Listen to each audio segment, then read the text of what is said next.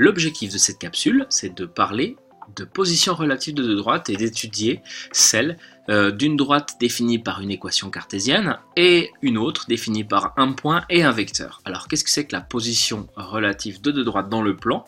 Eh bien, deux droites peuvent être parallèles, soit au sens strict, soit au sens confondu. On considère que des droites confondues sont parallèles. Si elles ne sont pas parallèles, c'est qu'elles sont forcément séquentes, avec le cas particulier perpendiculaire, mais pour ça, il nous faudrait le produit scalaire, un outil qu'on n'a pas encore. Donc, on va essayer de montrer que ces droites sont parallèles. Si elles ne le sont pas, c'est qu'elles sont forcément séquentes. Et comment faire pour prouver le parallélisme? Eh bien, en utilisant les vecteurs et la collinéarité. Alors, n'hésitez pas à mettre sur pause et on en reparle dans quelques instants. Donc, la première droite, le vecteur directeur, on va l'appeler U. Comment faire pour l'obtenir? Eh bien, quand vous avez une équation cartésienne du type AX plus BY plus C égale 0, vous savez que le vecteur directeur, c'est moins BA. Donc, B, c'est moins 5, ce qui veut dire que moins B, c'est 5. Et puis le A, c'est 3. Donc ça, c'est le vecteur directeur de la première droite. Et puis le vecteur directeur de la deuxième, c'est moins 3, moins 1.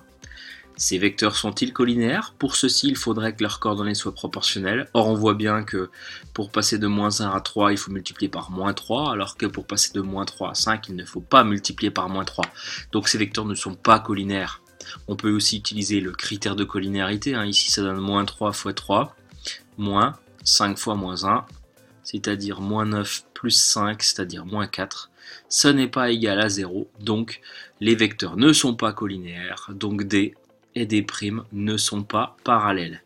Et si D et D' ne sont pas parallèles, ça veut dire que D et D' sont séquentes.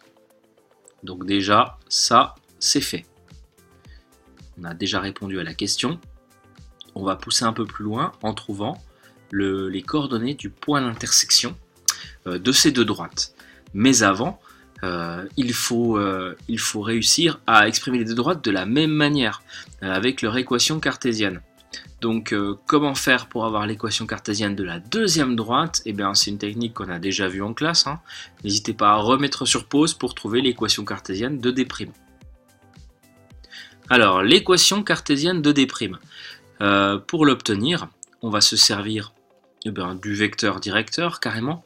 Donc, elle est du type ax plus by plus c égale 0, avec un vecteur directeur ici de moins ba. Donc si moins b c'est 3, c'est moins 3, pardon, b ça vaut 3.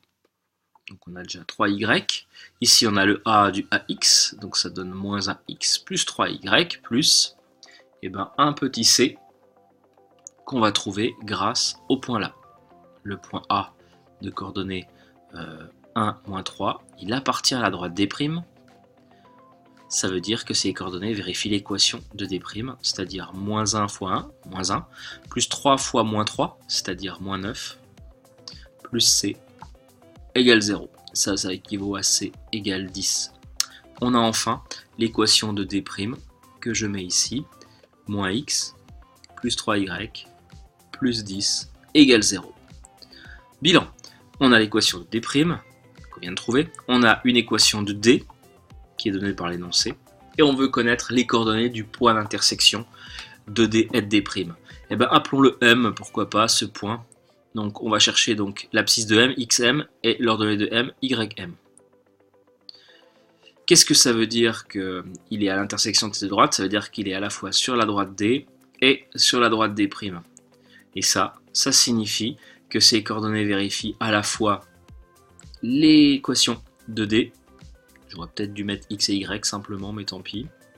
Ça va être un peu plus lourd à trimballer. Donc 3xm moins 5ym plus 4 égale 0. Et puis en même temps, moins xm plus 3ym plus 10 égale à 0. Il nous faut donc résoudre ce petit système. N'hésitez pas à mettre sur pause pour trouver la solution. Alors, comment faire pour résoudre simplement ce système? Eh bien, on peut peut-être le résoudre par combinaison. On voit ici qu'il y a un moins x, alors qu'ici il y en a 3, donc je multiplie la deuxième ligne par 3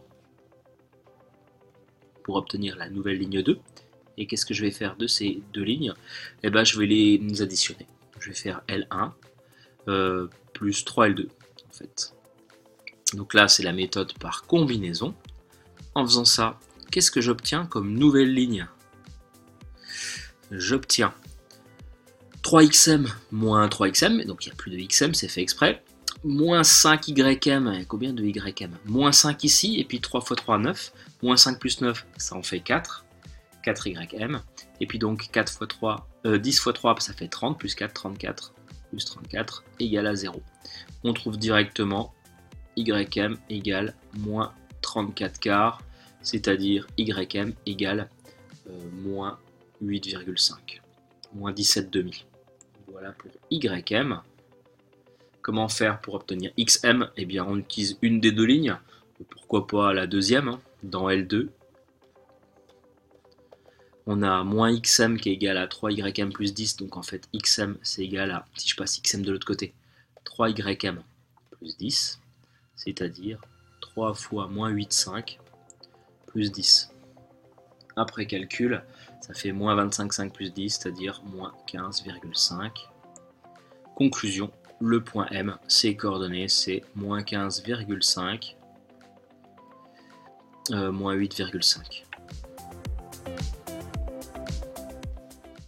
Petite vérification sur un dessin. Donc vous avez votre première droite, 3x moins 5y plus 4 égale à 0. Le vecteur directeur, il est ici, 5 moins 3, je l'ai remis. La deuxième, elle est définie par le point, je ne sais plus quoi d'ailleurs, le point A, de coordonnées 1, moins 3, 1, moins 3, donc le point A, il est ici. Et le vecteur directeur V, il est ici. Donc GeoGebra, mais des égales, vous savez qu'il n'y en a pas.